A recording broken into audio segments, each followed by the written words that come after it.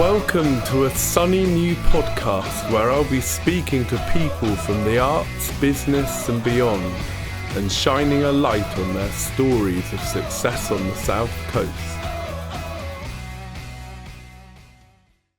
This week's guest is Dan Pringle, the Bournemouth-based film writer and director.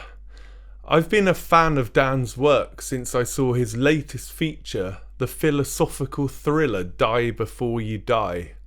Well, look, I don't know what you've got lined up next, but you ever thought about getting buried? I know a group would do it. It's like an endurance challenge. See if you can last for 3 days, physically and mentally. Whoa. What do you think? This could be what you need, bro. But I was also keen to dig into his backstory and find out how he made his award-winning debut K-Shop, a hard-hitting satire on binge drinking culture. Psycho. Yeah, we're just having a bit of banter, mate. Dan takes us through his journey, offering his valuable insights into independent filmmaking while sharing loads of great advice for aspiring filmmakers. Dan also recently helped set up and launch the BCP Film Office, and he gives his thoughts on how this new centre of gravity could be a game changer for the region. Dan is a great storyteller, and I really hope you enjoy this episode. If you do, then don't forget to like and subscribe or leave us a review. Stew out. Alright, people. See you on the other side. Peace out. Adi out.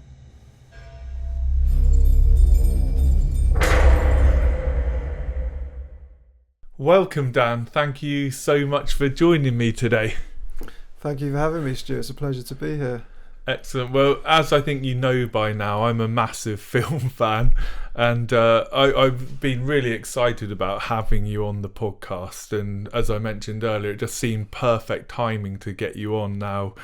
You recently spoke at the launch of the Film Office, and your latest feature, Die Before You Die, has landed on digital platforms just a few weeks ago. I really want to dive into both those subjects, but before we do, I'd like to go back a little bit. I always think it's interesting knowing the man behind the work, and particularly the backstory for you about how you got into making movies. So on your website, I read the quote that said, "Storytelling is my life." So I just wanted to ask, where did that love of storytelling come from, and was it always film?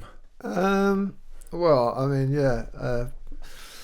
Storytelling is probably most people's lives in some capacity, isn't it? Really, it's a bit grandiose to suggest that it's mine specifically. I don't know. I'm a natural storyteller. I get criticised by those who know me very well for embellishing stories to the point where they may be not as quite true as they should be. And that just comes from a sort of a sense to want to entertain or perform or kind of titillate, or I don't know, but that's always been sort of what I wanted to do, like since a very early age, as it is for most filmmakers. But I can remember being like 14, 15, thinking that maybe it was like journalism or reporting, and then doing a stint work experience for the local paper and being like, these are very boring stories. I'd like to be involved in more interesting ones. Because the writing's obviously always been a passion as well, and that's why I was interested whether you started as in the writing and then evolved into film. But so what were your earliest memories of movies then as a kid?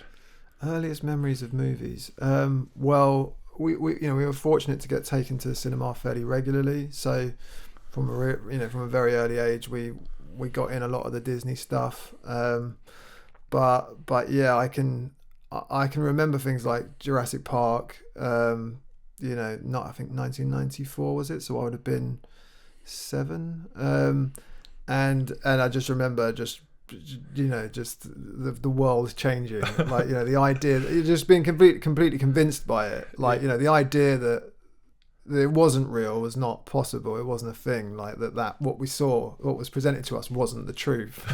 That didn't exist, it didn't happen somewhere. Yeah, you know, it's kind of seismic in terms of like, you know, I just remember having a real sense of like going and watching films and just the gravity of filmmaking, of films and the cinema just resonating with me deeply. I was always incredibly excited to go to the cinema, whatever it was. I've always been, whilst I kind of make genre movies, or my movies have an element of genre DNA, if you like. I'm very cinema agnostic. A good film is a good film, and I kind of, there's nothing I won't watch or engage with if it's a good story well told. I absolutely love that. I completely agree with everything you said. I can imagine as a 7-year-old this dinosaur movie making a massive impact on you. But I have that same recollection as being a kid, just walking into these big theatres and just always loving being in that environment. Yeah, I don't know what it is.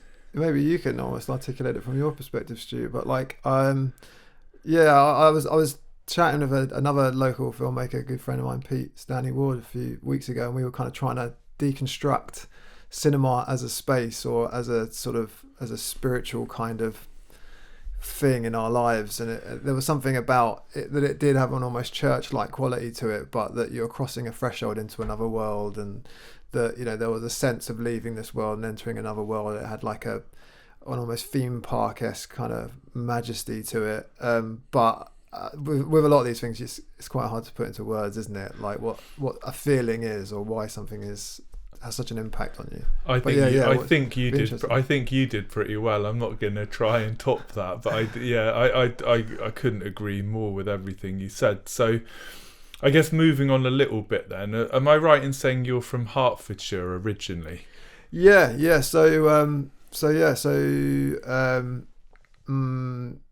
Basically my dad is Irish, and he, because of the war and whatnot, his parents ended up settling in North London, working in hospitals, and we're sort of right on the cusp of London, between they originally all settled in Bournemouth, and a lot of my family in Bournemouth, just on the very top of London, and then he kind of wanted to differentiate a bit and throw himself the other side of the M25, and so me and my brother became Hertfordshire boys.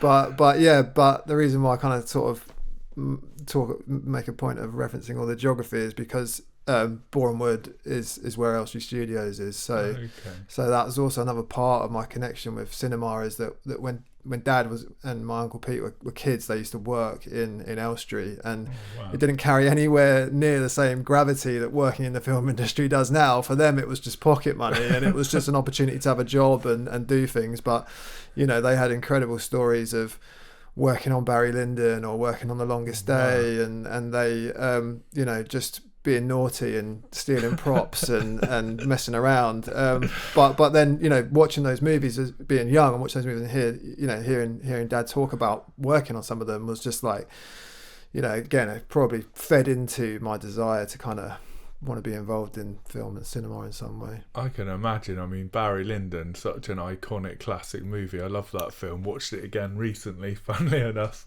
Yeah, well, we ended up living. We actually, you know, where we lived where I grew up in Harpenden was around the corner from Kubrick's house, where he lived when he was making his films in the UK.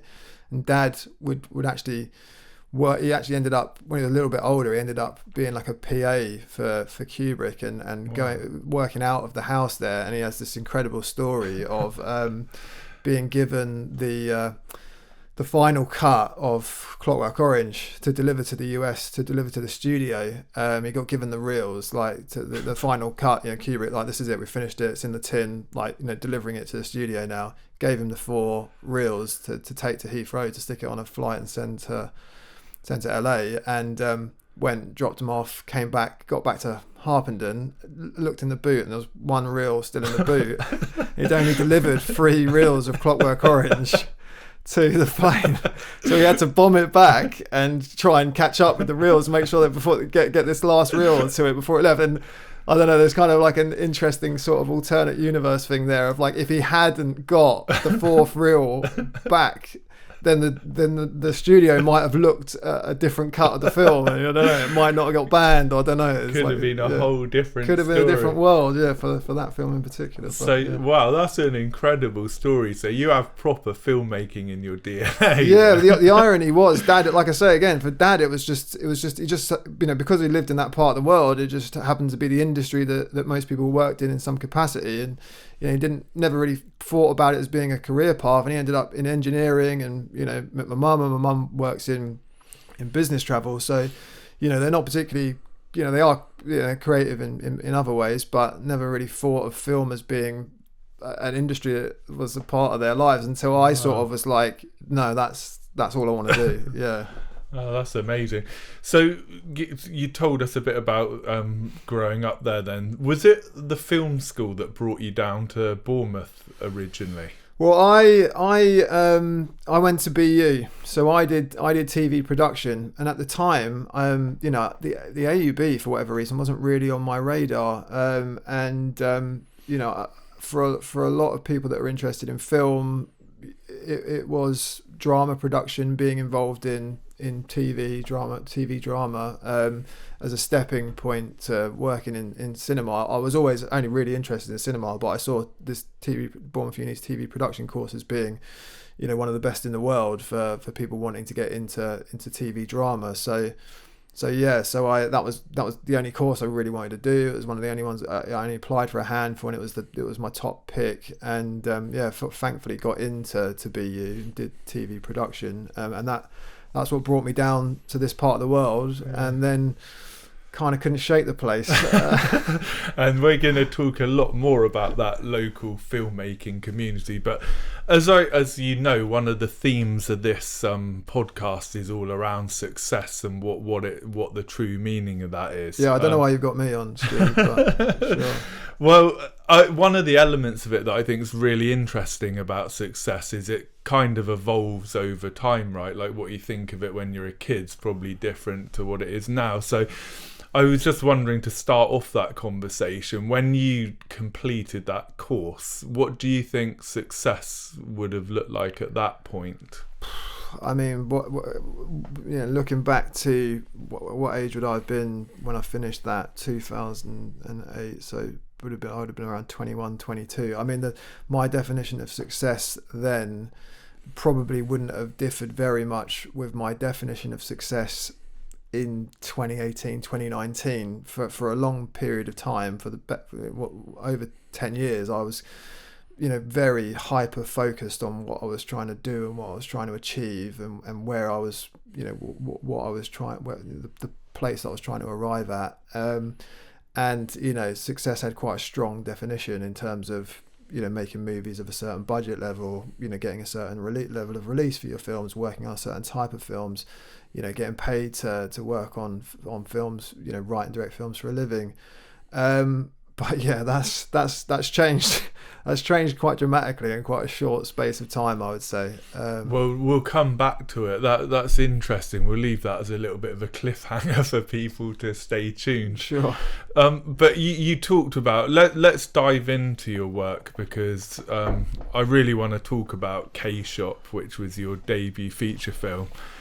Came out in 2016 and really firmly rooted in Bournemouth and its nightlife kind of culture, if you can call it that.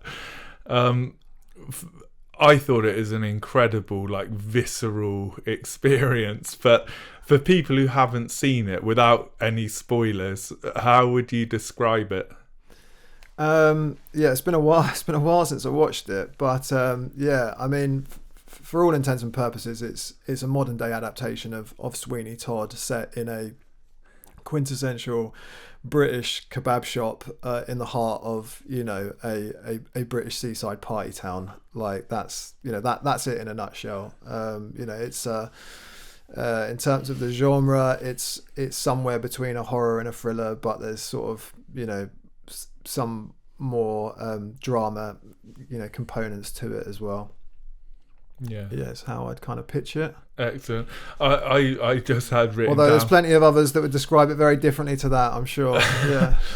one thing that I read that I think one of the taglines, "You are what you eat," I just absolutely loved that. I won't go any further. But I just thought that was a brilliant line. Yeah, not down to me, down to the film marketing people. Yeah, down to probably maybe the UK distributor. It's apt. It's a good one. One of the themes. Yeah. So, like I said, I thought it was an unbelievable debut, to be honest. Everything about it. I thought the acting, the storytelling, the practical effects were incredible. The music, I think when it kicks in, Living for the Weekend, the old Hard Five song, kind of sets the scene immediately. And the cinematography, it's just a real accomplished piece of filmmaking, in my humble opinion, for what it's worth. So what was the inspiration for it, and what motivated you to explore those themes? I mean,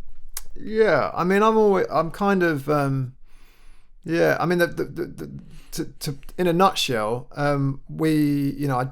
I'd left uni. I was very fortunate to work for Jonathan Harvey, really great TV writer for a year, and then I had the opportunity to come back and work alongside who is now my producer, Adam Merrifield, the film company White Lantern Film in Bournemouth, and he invited me to come back and help grow the commercial side of the company, which we did, and we grew the company, and we had to move from smaller offices into bigger offices, and those offices were in the centre of town, above where TK Maxx is. Okay. Is TK Maxx still there? It's been a while. People don't go into town centres anymore, do they? Was that around St. Peter's Road? Yeah, St. Peter's Road. So we were high up in the offices there, and running the commercials company, we worked all, godly hours of the day.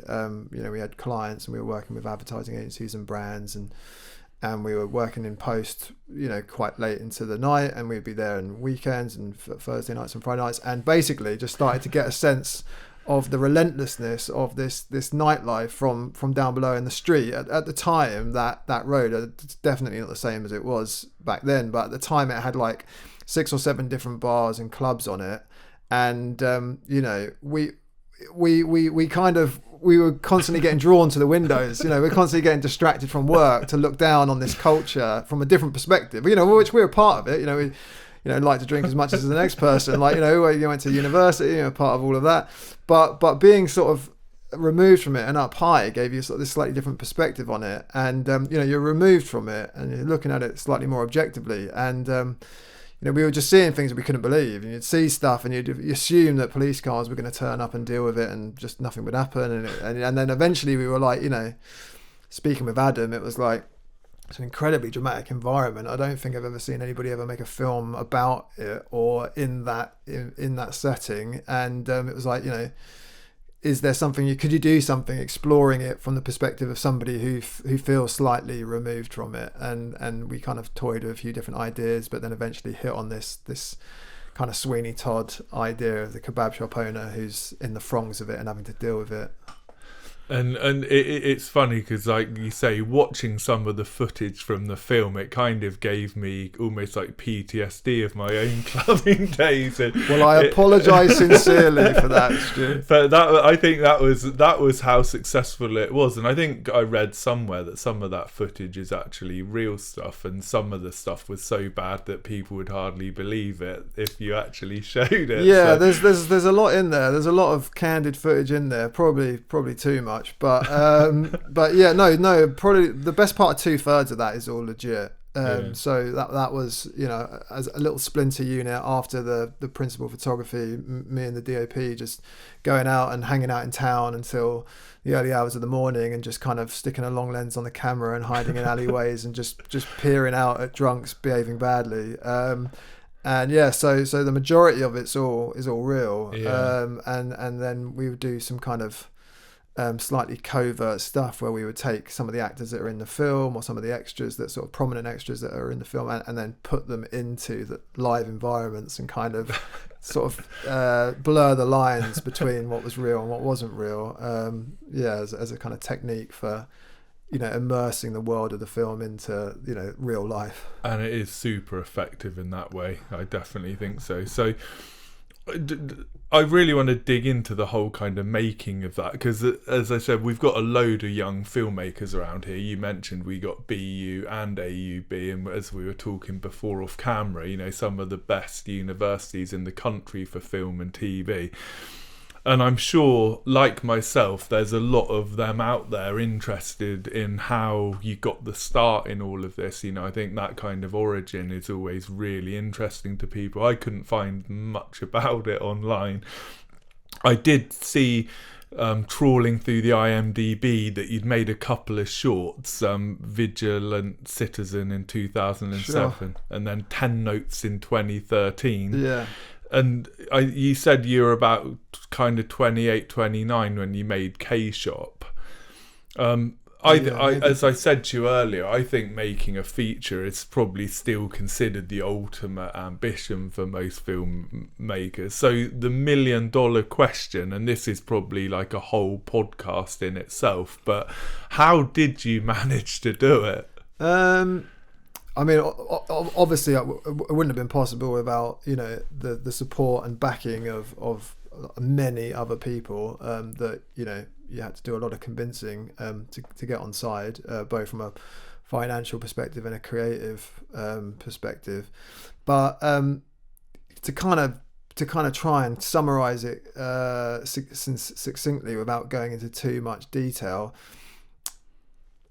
Adam and I produced a couple of feature films together before K-Shop, worked with a couple of other fantastic directors, and we'd done some shorts as well, but we'd moved into features, worked with another local director, Suki Singh, on a film called Emulsion, which has a guy called Sam Heughan, and who's gone on to be a big star of the Amazon series Outlander, and it was quite an esoteric drama, and we went to market with it, and we managed to get some sales representation and get some distribution for it, but it was quite an esoteric film. It was quite a specific film. It didn't fall cleanly into any genre, and it was quite a moderately paced movie, and it was an acquired taste. And going through the process of making that film, producing that film, selling that film, gave us a real insight into the workings of the film market, the international film market, the landscape of how films are getting bought and distributed, and we started to just get a more intrinsic understanding of what people wanted and how things got off the ground, and became increasingly aware that the majority of films are quite reliant on the overall package, so the cast, the director, the producers. And if you don't have any of that that's of particular note, then if you want to get financed and be and have a film be successful, you might need to lean into genres where that's not as important. And one of those genres specifically is horror. Like, horror is a genre that people will go to traditionally for the visceral experience, like the roller coaster ride of emotions, without there needing to be particular stars that that they're interested in. So we kind of learnt that and said, okay, well, let's try and make something small and nimble where we don't need a lot of money, but that's going to have some, that's going to be attractive from a financial perspective, and can ultimately go on and get distribution and not be a complete financial car wreck, of which I'm not saying K-Shop wasn't that in some respects, but no, that was it. It was getting an understanding of the market, and that's something that just isn't spoken about or taught enough, in my opinion, at film schools even today. Like, the way the landscape of buying and selling films works, and the way we understand what audience want to see, and how we go about giving them something slightly unique within that framework, it's not spoken about enough. So a lot of people come out wanting to be a filmmaker, having the gusto for it, and you know, probably, you know, the talent for it, but don't quite understand how that works with the business side of the industry. And I was just very fortunate that I was working alongside a producer who was very savvy in that respect, and you know, we were looking under the bonnet of all of that. And you know, we came up with a concept and a film that people could see there's a route to that ultimately ending up in cinemas and being something that people want to watch and pay money to see. Yeah, well, that's a brilliant overview of it. Really useful insight, and I could, like, even hearing you now, just an unbelievably invaluable kind of journey for you just to get that exposure. Yeah, I mean, I'm probably making it sound quite simple, and you know, it wasn't that you know, and to some extent, you know, we thought, okay, great, you know, this is a genre which we don't need cast and we can just plow on. You know, and we learned a lot of lessons along the way, you know, that you still need to develop a great script and you still need to make a great movie, of which I don't know if K-Shop necessarily is that, but it ticked enough buttons, it ticked enough boxes, pressed enough buttons that it, you know, it was able to become the success that it's gone on to be. Yeah, no, completely. And I think, like, we can talk about it, but I think it would be really helpful to maybe do another episode exploring that, because I think this is exactly what I'd love to offer the audience, some of this insight, because I totally agree, even from an outsider's perspective, you just don't hear about, like, these inner workings, and you can be as talented as you like and have all the great creative ideas, but if you don't understand that business side of things, it's going to be a struggle. Yeah, and I caveat it by saying that when I talk about this, you know, this particular way of getting films financed and made, I'm talking about the independent film space. I'm talking about the independent film sector, like which is different to the studio system and Hollywood, and again different again to the way in which films are commissioned and produced within the streaming the streaming landscape now. Like, those are two slightly different beasts. I'm talking about how we go about getting films financed and produced independently, of which, of course, there's shared DNA across all of those. You know, you still need a great script, you still need a great concept, but and genre is relevant to all of the different ways of getting a film made. But that way of packaging films and getting them financed, that's a problem that, you know, if you're making a film in the studio system, you don't necessarily have, because you've ultimately got all of the backing behind you, or to a larger extent already. Yeah, no, appreciate that for sure. You've mentioned Adam a couple of times, and clearly he's been really fundamental to this journey of yours, and you're a great team. How did you actually meet him in the first place? I did work experience for him. When I was at uni. Yeah, he had a couple of projects going on one summer. He needed a production manager or some production support, and I went and did work experience for him. I did a couple of weeks for him, and then I had mates that really wanted me to go on holiday with them, and I was like, right, I'm done. Thanks for me 2 weeks or whatever. You know, whatever. I think it was probably a bit longer, but I was like, I'm off. And he was like, how much would you want to hang around for the rest of the summer? And I was like, oh, okay. And then basically sort of worked for him every summer, and in between moments whilst I was at uni, just sort of giving him production support and working on shoots, and then you know, kind of we've gone on to make a lot of films together and been through the ringer on some. Yeah, no, that's amazing. I love these little fortuitous meetings that are kind of part of everyone's story, aren't they, in a way? Yeah. Cool. You know, who would have foreseen that we would have, you know, gone on the adventure that we have done? But you know, you just, like you say, you know, you just put yourself out in the world, and what happens. Sorry to interrupt the chat. Just a quick one to ask a favour. If you're enjoying this episode, then please rate, review or subscribe wherever you get your podcasts. Now back to the episode. I want to talk a little bit about the casting, because I think, aside from the core concept, and I know you're kind of a bit modest about it, I think it is a really great core concept, K-Shop. But aside from that, I think the quality of the performances right across the board is what is stand out about that film for me. Okay. And I think Ziad Abaza Did I get that right? Yeah, Ziad Abaza. Ziad Abaza. He won't take offence, I promise you. He plays the lead, Salah.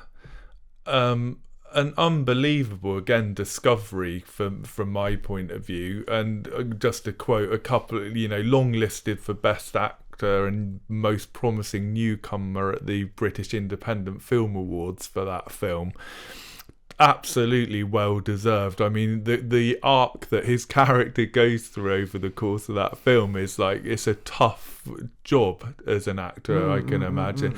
So I just want to, curious again, how did you meet him? Where did you find him? Yeah, it's funny you mentioned the Biffers, because they were just in full Biffer swing right now this year, and Die Before You Die missed out this year, but probably rightly so. There's some fantastic movies out there, and the Biffers are, they're literally just one notch down from the BAFTAs, in terms of recognition of independent films in this country. I didn't quite appreciate at the time when K-Shop got acknowledged for multiple Biffers that how difficult an achievement that actually was. I think I was more frustrated that we didn't go on and get more kudos or win anything. But yeah, reflecting back on it, as you mentioned it there, I think I remember Ziad was in a category with Shia LaBeouf and Fassbender in the main acting category, not in the breakthrough acting category, and again, we were great. We're into the nominations, the long listing, but hopefully we'll go on. But now I'm wow, actually, that was fantastic. That was a real great achievement that we should have been a bit more proud and humble about at the time. But yeah, no, sorry, I digressed a bit. Ziad, so yeah, I mean, it was a very specific role. He needed to do quite a lot. He had to be able to speak certain languages, and there's the two, don't want to spoil the film for those who haven't seen it, but there's two dimensions to the character. There's kind of like a before and there's an after, and they both come with very different sensibilities, and he's also quite a British character, was looking for somebody who authentically could be found working in a kebab shop, and needed somebody of British Asian or British Middle Eastern origin. These guys are predominantly Turkish and Kurdish, or second generation, third generation Turkish Kurdish.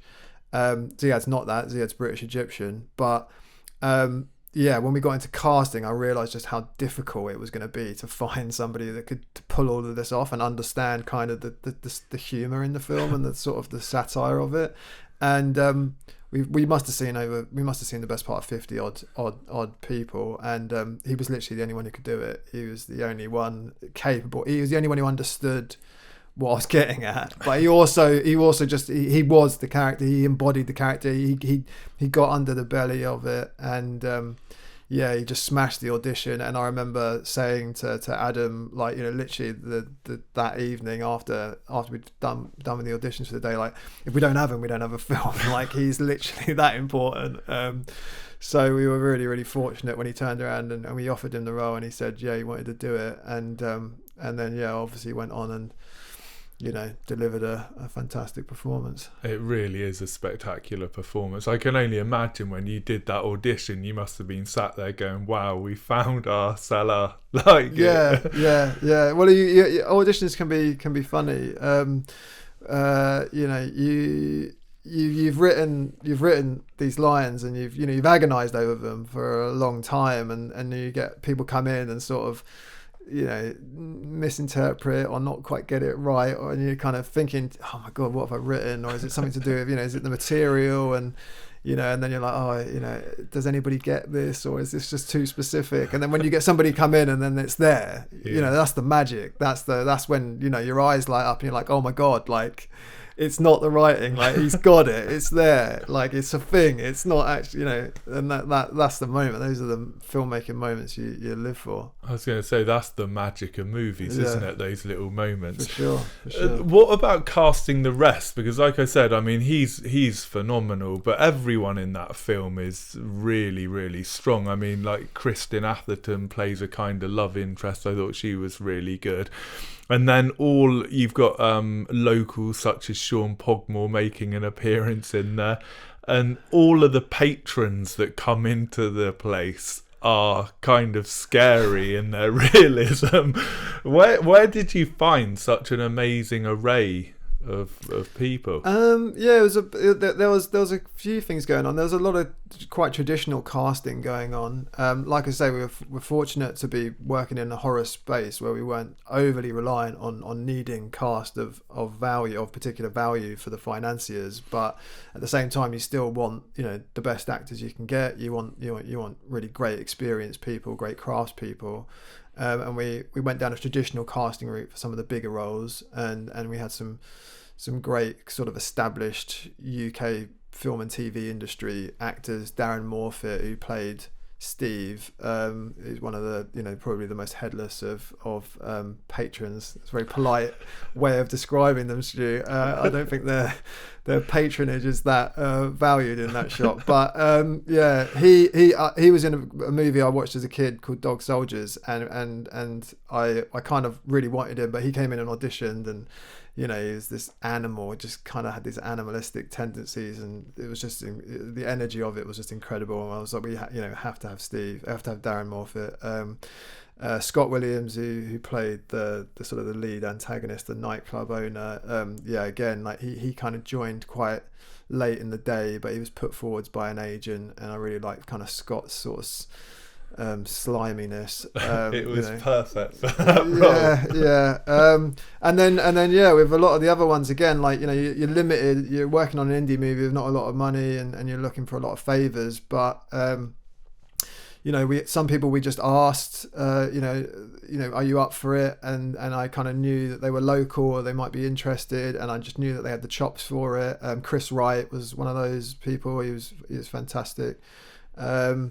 And then there was also plenty of people that hadn't really done any acting at all before. And I remember doing like an audition where I got people in to just give me their drunk, like give me their best drunk. Yeah. And because that's a tough thing to do. That really can difficult. Be a real giveaway really for bad difficult. actors. Yeah, really difficult. and what I realised auditioning people, you know, trying to get them to pretend to be drunk, like, you know, you start to realise, okay, like most people don't look, you know, really, they're not flamboyant with their movements when they're drunk. They're actually the complete opposite. They're trying to really, like, you're overcompensating. You're sort of overcautious, and you kind of like, you know, you move a bit slower, and, you know, your eyes kind of are fixed, but your body's moving. There's a real nuance to it, and we saw a lot of bad drunk acting in those auditions. But you know, these were people that hadn't done anything before. We were just trying to see who was out there who might be up for it, and then we saw some really great people that were really convincing and really got it, and you know, cast those in sort of minor roles, and people that were just sort of in fleeting moments in seenes. And they really do add to it, I think. Like, you totally nailed that. Okay.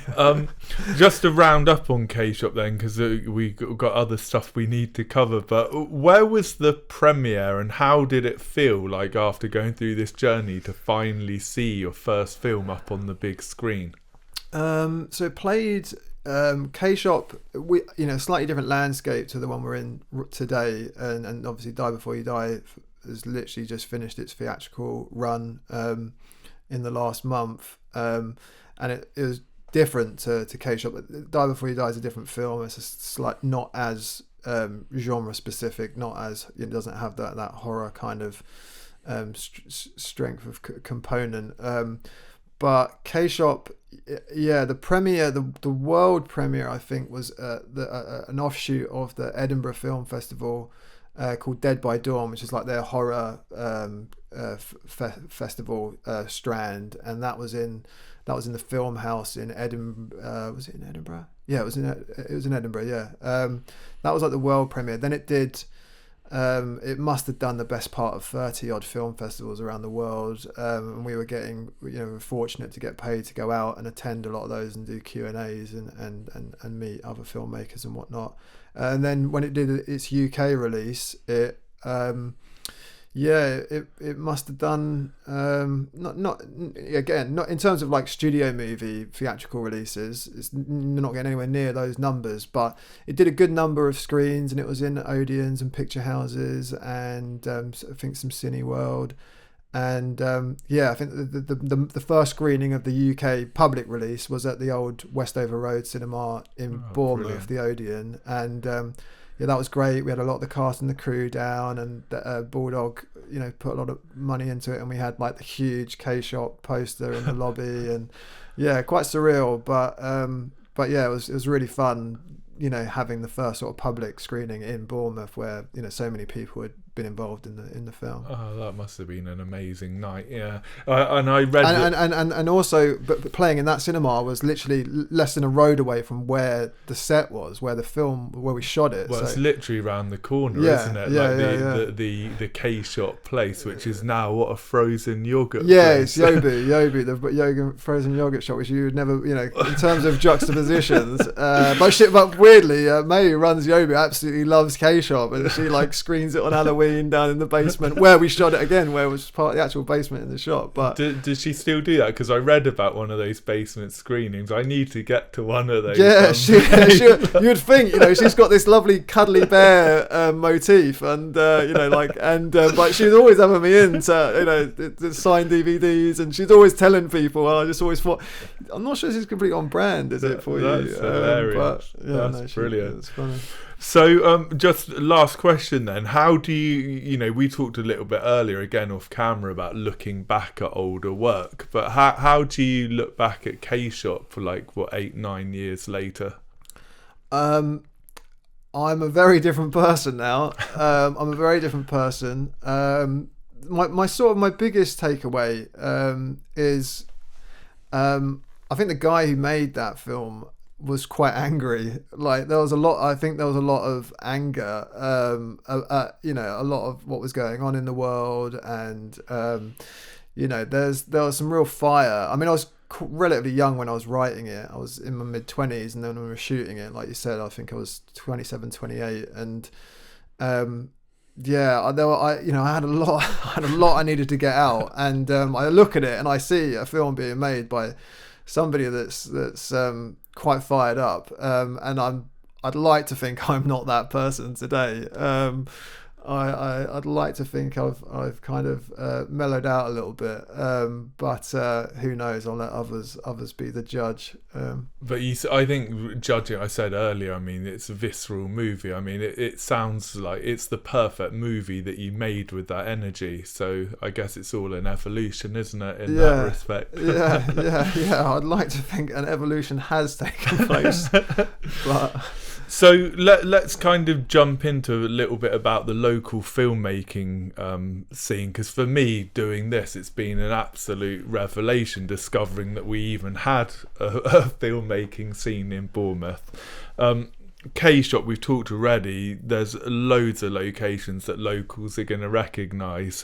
Many of the key locations are 5 minutes down the road from where we're sat here now. The old fire station, which is kind of doubling for one of the clubs, the coach station, St. Peter's Church, and then you've got the pier and the hospital and everything like that. We used a big old sort of range of the borough. We had, there's some Hengistbury Head stuff. We went all over the place. It's funny, you think about it being quite a contained film, so much of it is just based out of the shop itself, but we ended up shooting in all sorts of different places for different bits and pieces. Yeah.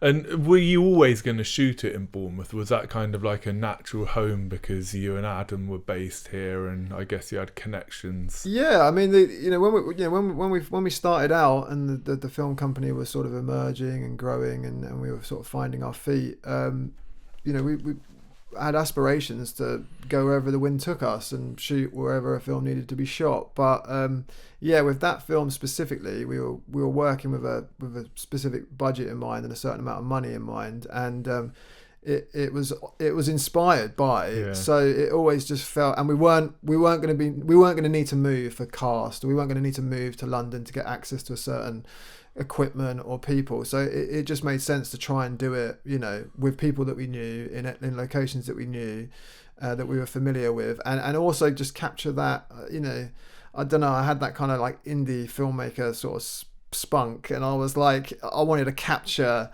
I really wanted to capture the sensibilities of Bournemouth, like that electricity of a Bournemouth night out, and the volatility of it.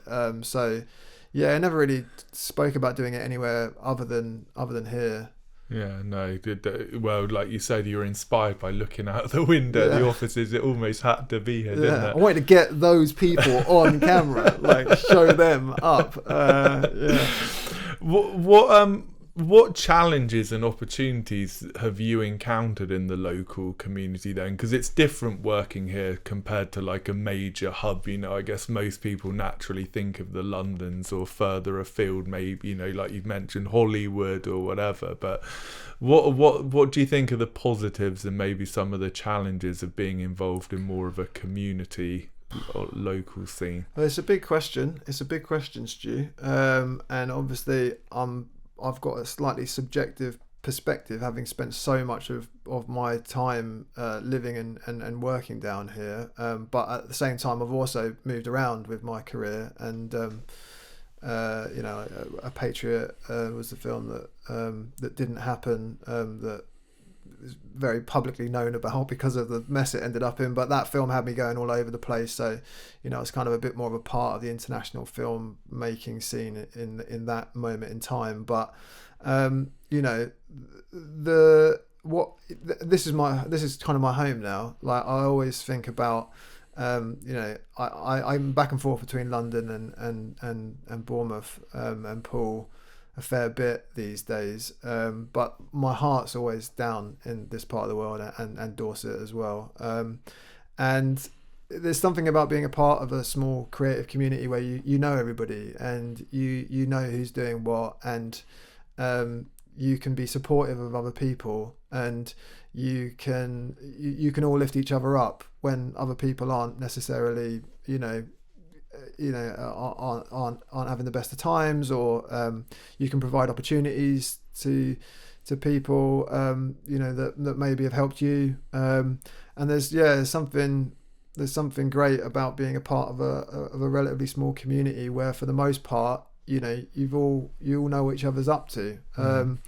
That's a pro. That's a massive pro, and it's something I've always really enjoyed about being a part of this little. Let's be honest, it's a tiny cottage industry, a little Bournemouth film industry, and it's now with the BCP Film Office and whatnot, it's finally kind of got a bit of a centre of gravity, and there's a chance that it might grow and some more infrastructure might be put in place here. But yeah, it's always been nice to be a part. There's a humility. We know who we are, we know where we're based, but at the same time we do get the benefit of being a 2-hour train journey from London, so to some extent we get the best of both worlds, that we can get crew, cast, equipment from London relatively easily, but then we've got a beautiful lifestyle, and we live in a glorious part of the world geographically, but we've got a wonderful little cottage industry and very supportive community. That's the pros. The challenges, we are regional. Like we are regional. We don't have all of the infrastructure. We don't have all of the equipment. We don't have vast quantities of really experienced, talented craftspeople in terms of crew. And it can be expensive to get people to come and shoot specifically here, if you're just working in the independent film space.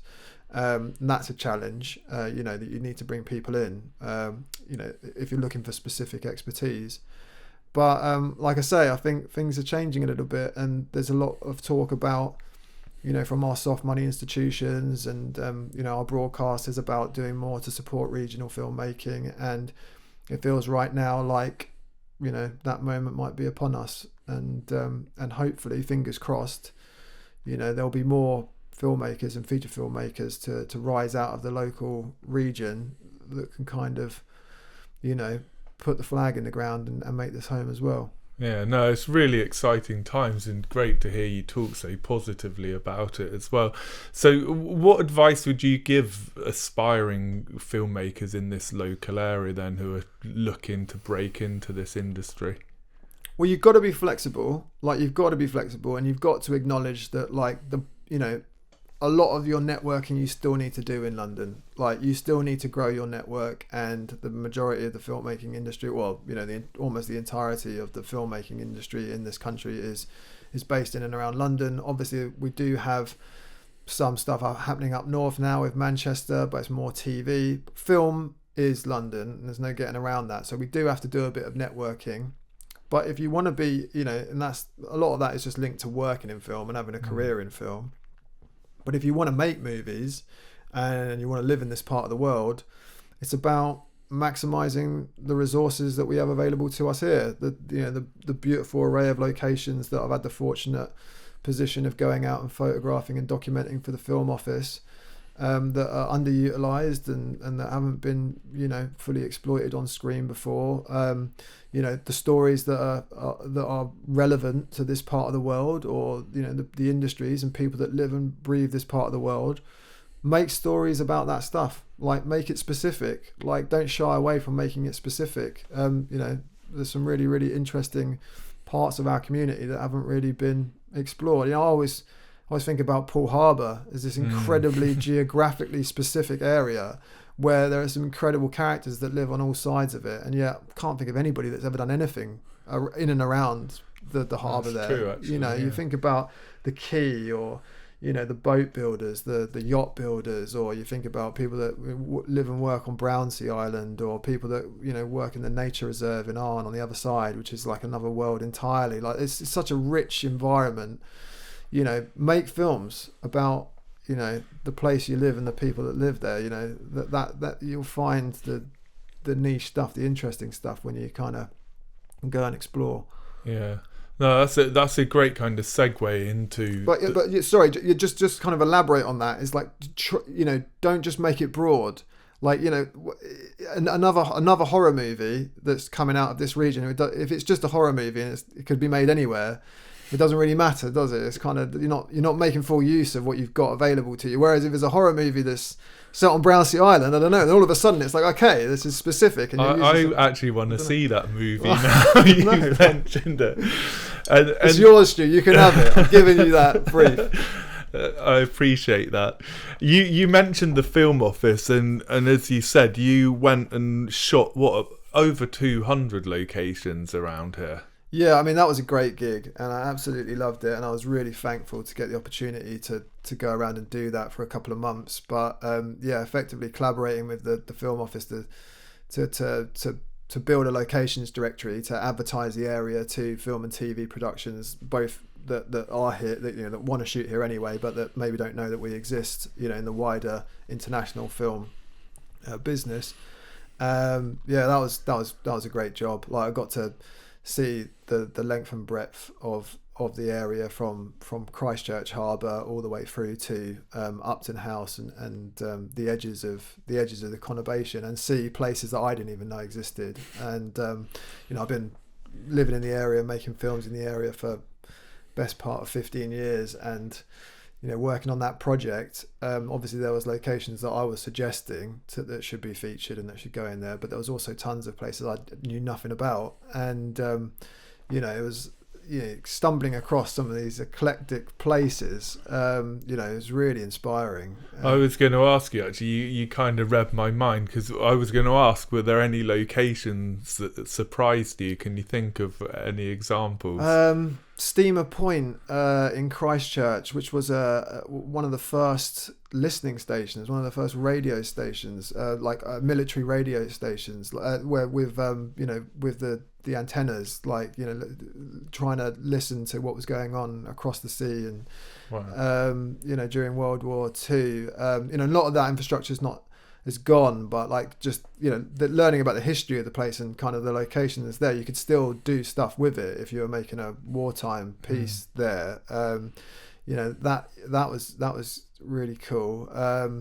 Where else did I say? Oh, you know, I was down in parts of Hengistbury Head, which, you know, at that point in time, I think it was sort of early May, it looked like Louisiana, like, you know, these reed beds popping out of the water and just vast. And, you know, I was turning 180 and all you could see was like reeds going in every direction. And, you know, I was kind of, you're thinking, this would not, that you could do something that was set in like those deep Midwest states and you would totally buy it. Like, wow. There's loads of little places like that. I was, up on Camford Heath, I was in parts of the redwoods up there where, again, you're thinking this could be California. Like, I was getting ET vibes of the kids going around on their bikes. Like, and a lot of those places, I didn't necessarily know about, but, some of the team in the council were like, oh, what about here? Or what about this is quite unique. And yeah, it just kind of opened my eyes to even more possibilities. Yeah, no, it was brilliant. I remember listening to you speak at the launch of the Film Office, and I think you actually said then that you kind of think of Bournemouth as just the golden sands, but I think, to quote you, I think you said there's just so much more on offer around here. Yeah, for sure.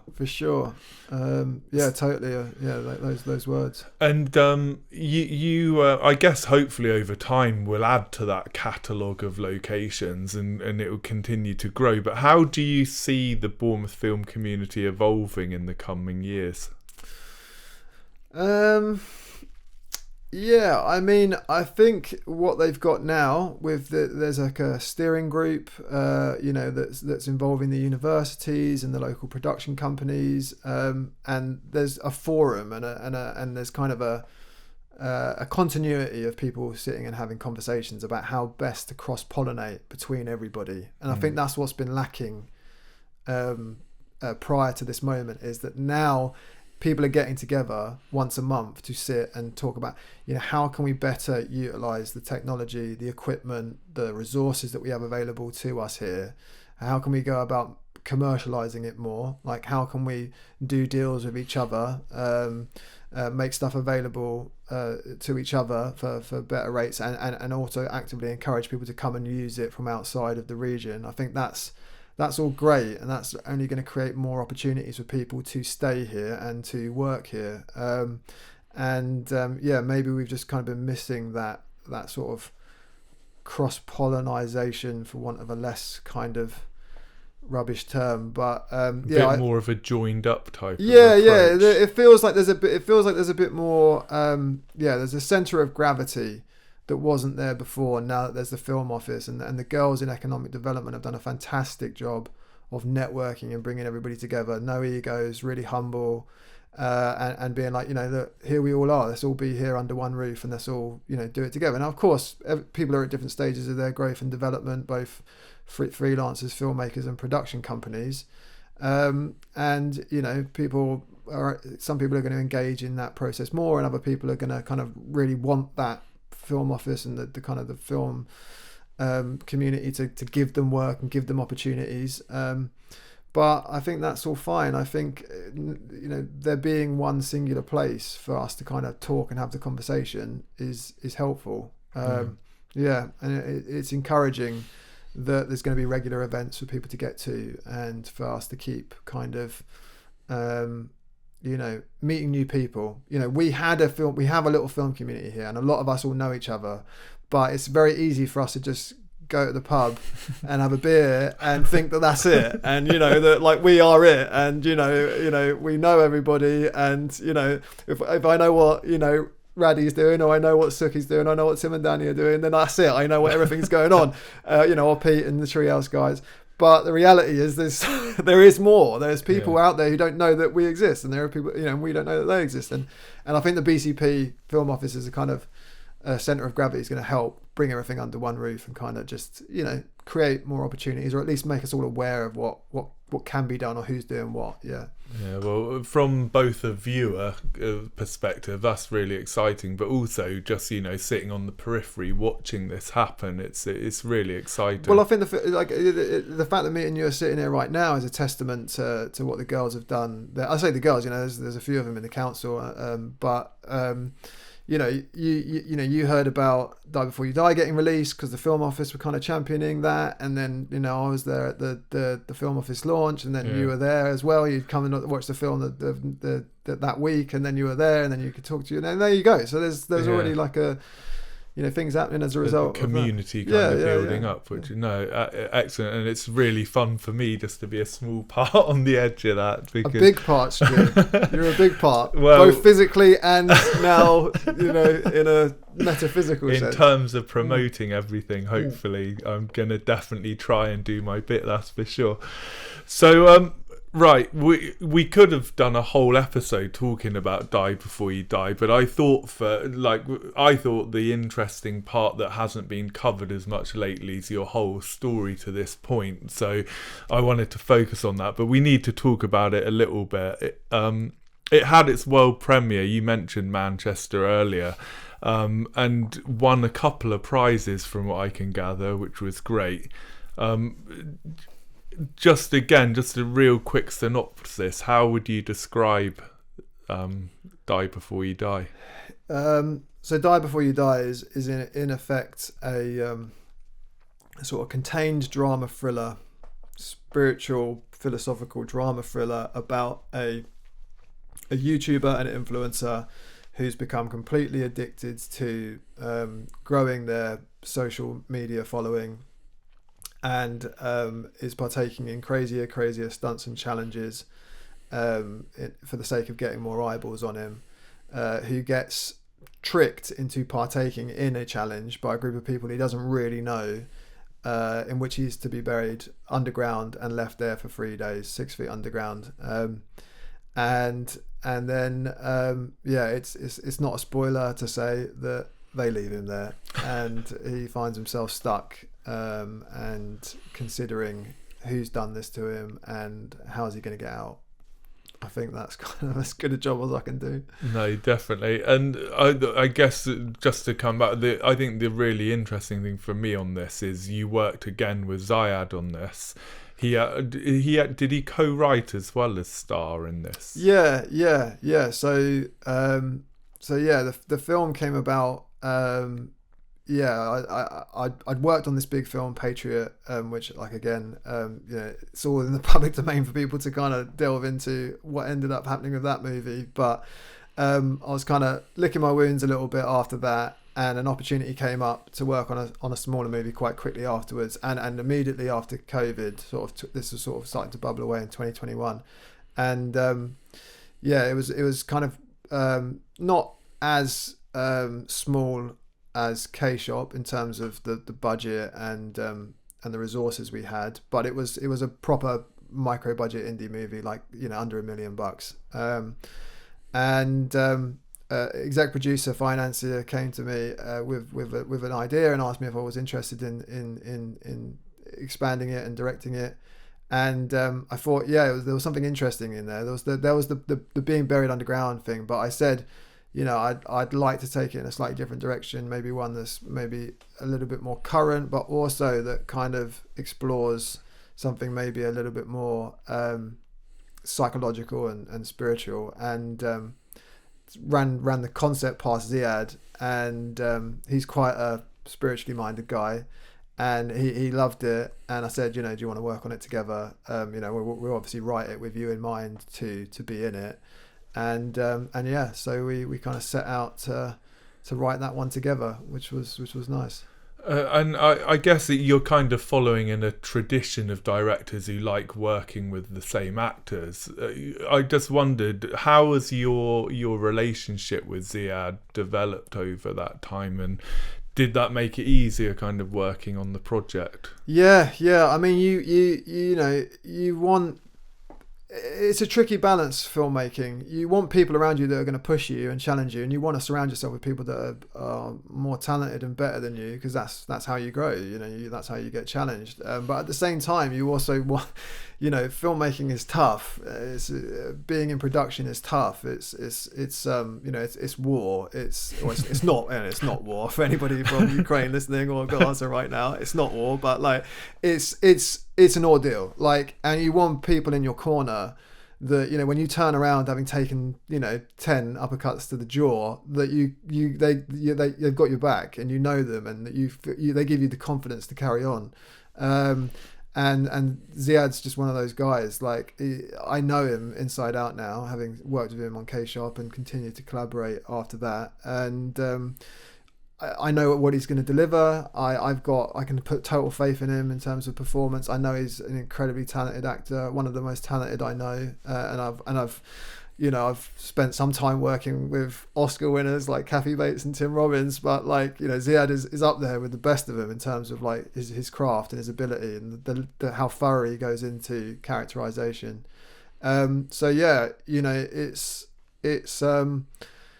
evolved to the point where when we were working on Die Before You Die, there's a shorthand where I'm not having to articulate as much as I was during K-Shot, because I just know I know what to say to get to, you know, he knows what I'm getting at. Like, you know, there's an unspoken thing going on there, which is really helpful when you're working on a little movie. And that's partly one of the reasons why, you know, when the producer approached me with the idea for the movie, I was like, you know, I'd want to try and do this with Ziad because A, I know he's going to deliver a great performance, but B, it's going to make the process of doing it easier and quicker and more efficient. Like, I'm not going to spend a lot of time trying to impart direction into somebody who's not quite getting it or doesn't understand it. So it's evolved in that respect. Yeah, no, that's really amazing. And it's great to see the local locations being used and a few local actors popping up again. Laurent C Lucas, who plays, I think, Ibrahim in the film, and for me that was mad because that's such a sinister character in the film, and then when I met him and he's this like charming French dude, I was like blown away that was another great performance from a local guy, so I wanted to give him a shout out. Well, Lawrence is just another testament to kind of the local community, and again, you know, Die Before You Die is sort of like probably a 60-40 split, cast coming in from out of town for roles, and then casting the rest with great people that you know locally that you can trust, and sort of gave Lauren the brief of like, you know, can you do an Arabic accent, and initially he was like, oh, you know, I don't know, like, you know, and we worked on it, like, you know, he did it, you know, he took some time, like, you know, and I gave him some, you know, he had the monologue that he had to deliver about, he's effectively giving the rules for the challenge and what, you know, going into the ground and, you know, the ordeal you're going to face, and it had to have a gravity to it. It had to have a, you know, there had to be a brutality there, like a forebodingness, and you know, it took some time, like, you know, Lauren was, you know, obviously you've got performance, but you've also got accent, and you know, Lauren really just knuckled down and like, you know, worked on that accent. And on the day, you know, you had like Harry Reid, you know, of EastEnders, you know, he came up to him on the day and he had some lines in Arabic and he was like, you know, am I saying my lines correctly? And Lauren was like, I don't know, I don't speak Arabic. he nailed it in the end though, didn't he? He did a great job. Yeah.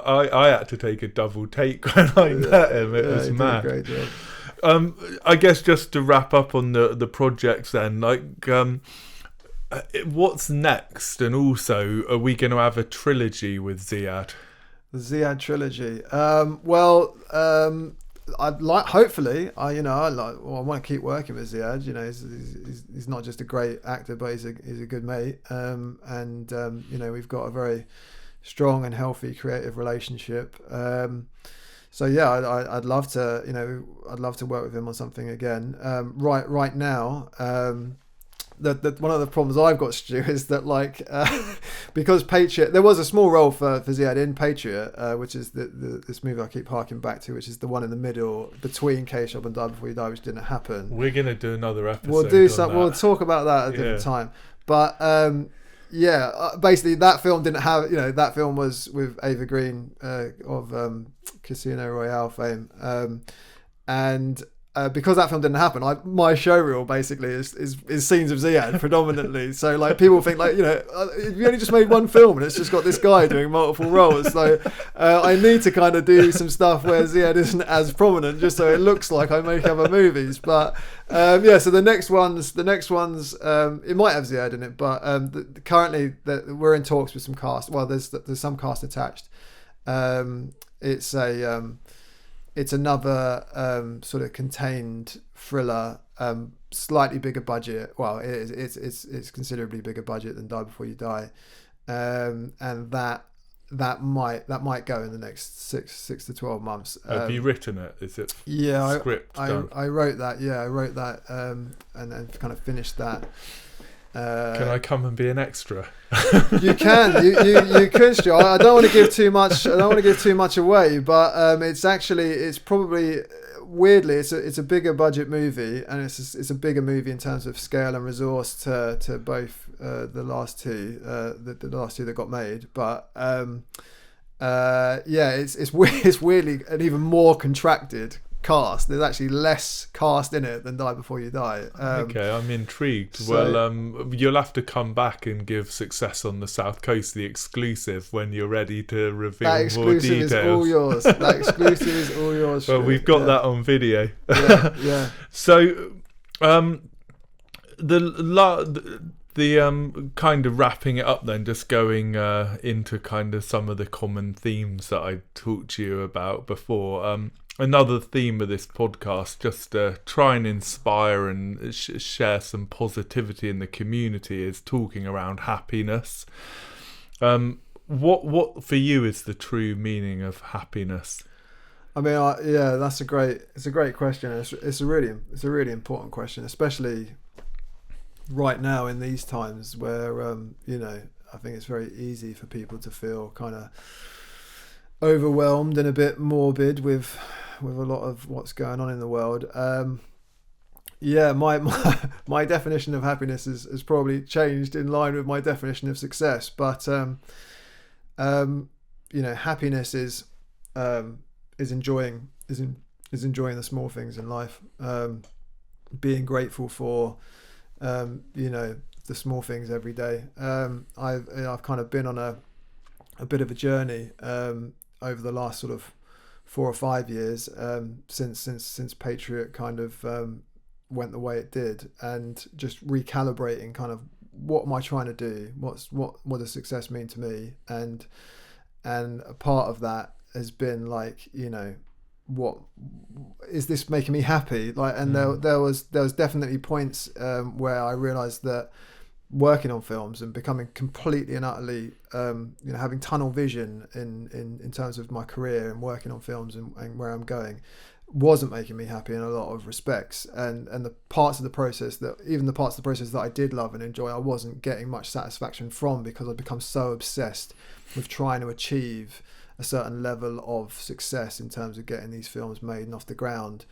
And came out the other end of Patriot falling apart, and just recalibrated, started meditating every day, and realized that there's a lot to be thankful for, and there's a lot to be happy about, and there's so much in my life that's been a blessing that I wasn't really aware of prior to kind of that sort of seminal moment. And now I keep a thankfulness diary, and I every night I write down 5 things that I'm thankful for that every day, that are small things, like really small things. It can be like, the taste of something, the colour of the sky. Appearing on a great podcast. Stu, you're probably going to take up all 5 today. Like, it's going to happen, Stu's podcast, Stu's house, great chat with Stu. So, for me, happiness is just being present and in the moment, and trying to keep your feet on the ground and breathe, and be thankful for the bliss that the present moment contains, I think. Yeah. What a brilliant answer. I absolutely love that. Well, exactly, it might be a bit wishy-washy, but... No, exactly the type of answer I do expect from a great storyteller. No, really appreciate that. You mean as in not edited enough and overly... Yeah. No, not at all. Not at all. I have to ask whilst you're here, because I totally agree with everything you said. I think having gratitude for the small things is massive in life, and one of my happy places is watching a great movie, for example, those type of things as well. I have to ask whilst you're here, is there any films that are particular favourites of yours, or have you got any recommendations of films that you'd say to the audience to go check out? I mean, I always find questions of favourite films and what are the most impactful films really difficult. A, because I can't always remember, but B, because you change over time, and films that were really important to you maybe in one moment in time, you now aren't quite as important as they were, like as you grow and change as a person. One of the films that most inspired me as a kid was a film called Dead Man's Shoes by Shane Meadows, and it was the first time I'd watched a movie that was a British movie that wasn't either a period drama or Harry Potter. And it was like, you know, it was billed as Taxi Driver in the Midlands, and it was, you know, a proper micro budget affair, and it was the first time I watched a film where I was like, oh wow, like, you know, you can make a thriller, you know, a low budget thriller in Britain with working class people, and it spoke to me on a level that like no film had ever done. And I always hold that film up as being like a really important film for me. If I was to go back and watch that film now, would it have the same resonance? It's incredibly violent, and I like to think I'm not don't have those same sort of violent tendencies that maybe I had during K-shop days. But you know, it was an important film for me. And then what's ironic is a film I'm going to mention now is like a film that I've watched in the last 12 months that had a real impact on me. Couldn't be any more different than Dead Man's Shoes, which is a film called Perfect Days, which is a Wim Wenders film about a guy cleaning toilets. And there's no plot. There's barely any plot. It's a narrative fiction film. Is that the one set? It's in Korea? Or it's in Japan. It's in Tokyo. It's a brilliant film, that. Yeah, it won a couple of awards at Cannes, and have you seen it? Yeah, it's a great movie. Yeah. Really good movie. It is, isn't it? Yeah. It's so good for the soul. It's such good soul food, and unique as well. It's unique. It's quiet. It's just a beautiful transcendental you know, concert movement on enjoying the everyday. It kind of goes back to your happiness question. The irony is you wouldn't think of, you look at my films and you'd be like, what, the film about the guy just cleaning toilets and doing nothing? Like, I'd love to read the elevator pitch for that film. Yeah, well, I reckon the elevator pitch was just Wim Wenders making a film about a guy cleaning toilets, and there probably is in the art house world people that are just like, where do we send the check? Like, obviously that's what happened because he made it, but like, yeah, it's such a crazy concept, but a brilliant couple of recommendations, like you say, at both ends of the scale. Two ends of the spectrum, two different me's, maybe. Two different Dan That's Pringles. awesome. Getting existential. You touched on it a little bit, but just to wrap up the whole thing around success. So, how now you've recalibrated? What does success look like? The recalibration was an official thing that happened, and I got a certificate that said he has recalibrated.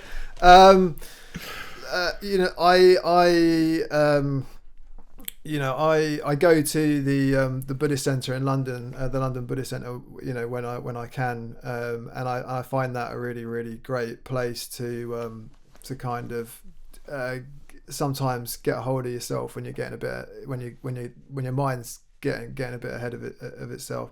And some great teachings and teachers there that do talks and whatnot. And I took one thing from a talk that I went to some point in the last 18 months, which was, that to be a success is to make a success of your life is to be a person of intrinsic value. And in order to be somebody of intrinsic value, you have to live for something outside of yourself. Like, it can't just all be about you and what you're doing in your life. And there were points where I was just too blindly focused on what I was trying to achieve and where I was trying to go. And now I just think that's a really great thing for us all to try and aspire to, which is to be of value to other people, and every day, and in the small, not just in the big things, but in the small things, saying thank you, holding a door open, giving money to people, being charitable, and giving people your time and your energy in a positive and constructive way. It's not all about giving materially, being of value. It's about giving the best version of yourself. You're going around your in-laws and you're kind of, but it's okay. No, I challenge myself and be like, no, I want them to get the best of me, and I want them to, have a good time. And, it's not just about me. And that goes into for my professional sense of self as well. It's, for me, being a person of intrinsic value, it's not just about me being a success, me getting my movies off the ground, me, winning awards or whatnot. Not that you can't celebrate those things, but for me, it's about helping everybody, lifting everybody up. Like, there are other people that are in my life that are extremely talented and that I want to support, and I want to see them succeed. And it's a blessing to be a part of, not just the local film community, but the global film community. And I want everybody to succeed. And I want to, that doesn't mean I have to sacrifice what I'm trying to do on a day-to-day basis and not make any money and just run around being, philanthropic and try and help everybody. But, it's not just about me. It's about trying to be of value to people outside of myself. And I think that for me, I'm being a success when I'm being a person of intrinsic value, I think. It's kind of maybe long-winded answer to that question. That's great. It's a really original answer. I've not heard anything along those lines. So it's I never expected Buddhist wisdom today. This is the episode that just keeps on giving. Isn't it? Okay. Well, is it? I don't know. You've got some Sufi wisdom in the movie, and then some Buddhist stuff, but it's all interlinked, isn't it? All perennial philosophy and all that. Absolutely. Have we gone too far? Not at all. I was just thinking this is going to need to be a series of episodes, because that's again a whole nother episode, isn't it? Because I think like the philosophy of die before you die, didn't even Ziad, hasn't he got a philosophy qualification? Yeah, no one knows, but Ziad's actually got a PhD. Ziad's actually Dr. Ziad. He's got a PhD in philosophy, but primarily in kind of Muslim studies, and he did his doctorate in Islamification within the British media. That film, and a lot of what Ziad put into it, and a lot of what I put into it, it touches on that. We live in times where, individualism is become is too much our mecca. Like, we're being put into our boxes in social media, and it's all about our followers and about what we're trying to achieve and our level of engagement and how many hits we get on, I don't know, Instagram, LinkedIn, TikTok, whatnot. It's become very me, and that's the way it works in a capitalistic sense, because that's how we make money. Because the more individual we are, the more we need one of everything, the more we need to buy one thing specifically for us, the more we need to focus specifically on building myself up. Obviously in Die Before You Die, it's kind of, he goes on a bit of a journey of like realizing that maybe it's not all about me and you, which is, social media is kind of instilled in with those sort of misplaced values. But the kind of, I think it's important for us to remember we're a part of a community, and it's important for us to engage. It can't just be all about ourselves. As much as modern day life and society is kind of steering us towards, individualizing ourselves and building the brand of me and the brand, we've got to challenge that and provide the counter to that.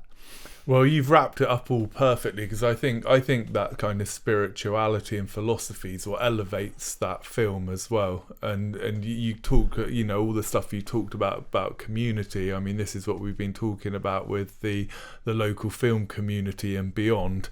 So just to wrap up, I want to finish with a feature I call Life by Misadventure. Because I've always thought, and I think your experience with going to Buddhist temples and stuff probably plays into this, but I think we learn a lot of really important life lessons kind of outside of our kind of day to day, whether it's traveling or activities we're involved in. So I just wonder what kind of lesson might you have learned from an unexpected source?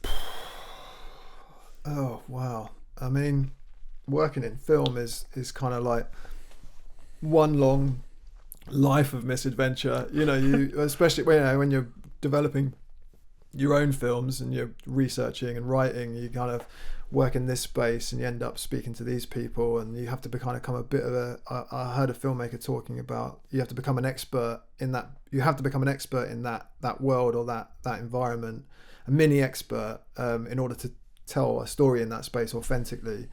So I've working on K-Shop, I ended up speaking to people in the Kurdish community and learning all about like Saddam Hussein's persecution of the Kurds and Halabja and all these kinds of atrocities, and built up this esoteric knowledge of that kind of stuff. And then I was working on another film recently where I'm in a rewilding space and speaking to people that are reintroducing animals in different environments around the world, and speaking to people are reintroducing apex predators on the continent, and that's what Misadventure is, kind of the world of. And sometimes I forget I'm making a film, or forget I'm doing something creative, and I'm just, this is incredible. I'm speaking to these people, and what would I? Maybe I'll touch on that project I'm working on in the kind of environmental thing.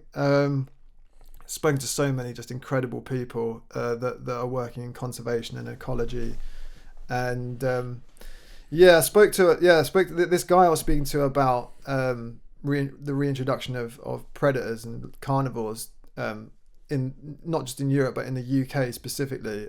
I won't go into the kind of the project itself and the film that I'm working on there, but the learning about the polarity of that argument and how it's sort of pitched as like, well, you can't, you've got conservationists that want to reintroduce wolves, and then you've got farmers and people that are just like, well, no, they're bad, they'll eat our sheep and whatnot. And the bad guys, we aren't the bad guys in each other's stories. Like, there is a way of us all getting what we want, and us all living in a world where we have, sustainable food production, but we also have nature and wildlife, and we have the animals that should be there in the environment that aren't persecuted. We've got to stop being divisive and thinking about things in these very simplistic terms of, well, you're this person and you're this person and you stand for that and you stand for that, and we don't get anywhere. And there's obviously, you can tee it up to a broader political kind of debate. And he just said something really simple, like, we can all get along, like that. We can make all this stuff work. There's compromises to be had, but we can have sheep farming and we can have wolves, and we can, but we just need to find a way of making it work. The enemy is always, the big bad corporation. And in every circumstance, the enemy is the powers above us that want to try and divide us. Like, it's funny because I'm, quite environmental. I'd like to think I'm quite environmentally conscious, and I went into this film thinking very much like, we need to do more for nature, we need to do this and that, and maybe the farmers and the farmers union, they seem to be quite the divisive characters, and they're the ones that are like historic and archaic, and they're the ones voting Trump, and and this guy was kind of just stop judging, like you just don't know. You don't just, a farmer isn't just a farmer, they're all people, and there's a spectrum of opinions. We need to listen. We can solve things if we stop coming at this from a place of, well, I think I know what's best and I'm not prepared to listen to you. And if we can come at these problems with open hearts, we stand a chance of like actually solving a lot of these problems. And it's a really hopeful thing to kind of learn from a guy who's reintroducing wolves and bears on in Europe. So yeah, maybe that. I hope maybe that answers the Misadventure. No, definitely. It's a really powerful message, but I think that kind of tying it back to film. I think you talk about your kind of global misadventures through film. I think that is one of the powerful things that I've certainly got out of being a movie fan by watching lots of world cinema. It does give you a completely different perspective on different countries, different cultures, if you're willing to go out and explore what's available. Yeah, exactly, Stu. You need to have a broad diet. We need to eat a bit of everything. Like, it's no good just consuming one thing. We know it's not good for us. Like, like you say, you go out and watch films from all over the world, you stand a chance of getting a better understanding of the human condition. You're never going to get a comprehensive. No, it's impossible. But but you do get a glimpse into the stories of different cultures, don't you, through film that you probably would struggle to elsewhere. Yeah, which I think is really powerful. It's an incredibly powerful medium, and maybe it's one of the sort of subconscious reasons why I'm drawn to it and other people are drawn to it. It is so powerful and empathetic, but we also have to be responsible. We have to be responsible, and we have to really scrutinize ourselves on why we're doing things and why we're telling stories, and are we being authentic and are we being genuine, because we equally have the power to influence people in other ways as well that might not always be good. So it's important to take responsibility when you're making a movie and you know that it's going to get distributed and put in front of people. But yeah, no, it's powerful. It can be a force for good. It can't change the world, but as Steve McQueen says, it can sure as hell start a conversation. I can't think of a better way to end this conversation, because I think sadly that does bring us to an end. You've been an amazing guest. I've just loved this conversation. Clearly, I could speak movies all day. I know you've got other places to be. You're going to have to come back and we'll do some of these other episodes. Sure thing, Stu. Well, look, it's been an absolute blessing and a privilege to be here, and being with a cinephile like yourself, fantastic, and I'm really thankful for you coming and checking out the movie and being so positive about the movie and being a flag waver for it down here in the local scene. So yeah, thanks for having me. No, really appreciate it. What just to leave people, what are the best links to keep up to date with what you're working on? Yeah, I mean, I'm not the most heavy of social media users, but I'm on Instagram. I've got an archaic handle, which is Dan versus Pringle, and my website, but I don't really maintain that often. That's just danpringle.com. But yeah, if there's something professional going on, film related going on, it's normally ends up on Instagram. I think I'm on LinkedIn as well. And I guess the White Lantern Film website White as Lantern well. White Lantern Film, and is that what, I'm assuming that's what you'll be working under for the new film you mentioned? Yeah, that's with Adam. With Adam. So that will be a White Lantern Film as of the moment. Anyway, there's a couple of other potential partners involved there. Social media for the film company and whatnot. Perfect. I'll put all the links in, and we'll definitely be promoting it. Dan, as I said, I'm already a massive fan. I love both your movies. I'm really glad that I'm not going to have to wait 8 years for the next one. And in the meantime, I'm going to be telling everyone they need to get out there and go and watch K-Shop, which is free on Amazon Prime, so you got no excuses. Die Before You Die is available on all the streaming platforms. I want to organise some screenings, which is another thing, like another coming soon. But I just want to finish by thanking you for everything you're doing in the local community. I'm definitely going to keep championing it as much as possible. And I hope that all of your success and the fact that you're showcasing like locations from here and the local talent means that maybe we can develop this into a bigger hub of the UK film industry. So thank you very much. Yeah, no, the pleasure's all mine. And doing my bit, but I can always do more. We can always do more. But yeah, no, fingers crossed. The future's bright.